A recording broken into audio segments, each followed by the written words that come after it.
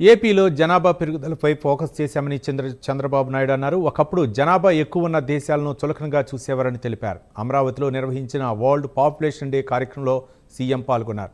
గతంలో 2 పిల్లల కంటే ఎక్కువ మంది ఉంటే స్థానిక సంస్థల ఎన్నికల్లో పోటీ చేయడానికి వీలు లేదనే చట్టం తెచ్చారని గుర్తు చేశారు. ఈరోజు తానే జనాభా పెరుగుదలను సమర్థిస్తానని చెప్పారు.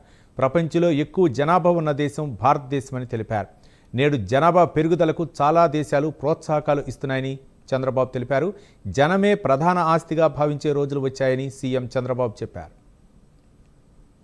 గుర్తుపెట్టుకోవాల్సిన అవసరం ఉంది. 143 కోట్ల జనాభా ఉన్నాం కాబట్టి మన జనాభా ఎక్కువ ఉందని మీరు ఆలోచిస్తే రాబోయే రోజుల్లో జనాభా తగ్గిపోయినప్పుడు మనం జనాభా పెంచడం అసాధ్యం. ఫెర్టిలిటీ రేట్ పెరుగుతుంది. దీనివల్ల జనాభా సమస్య రాదు, నిర్వహణ పర్ఫెక్ట్ గా జరుగుతుంది. దీన్ని అమలు చేయాలంటే మాత్రం ఇంకా మన దగ్గర సొల్యూషన్ కూడా లేదు. ఈ రోజు మనం కూడా ఒకటి గుర్తుపెట్టుకోవాల్సిన అవసరం ఉంది.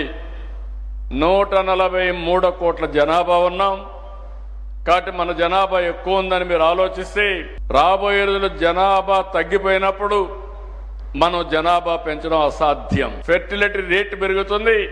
దీనివల్ల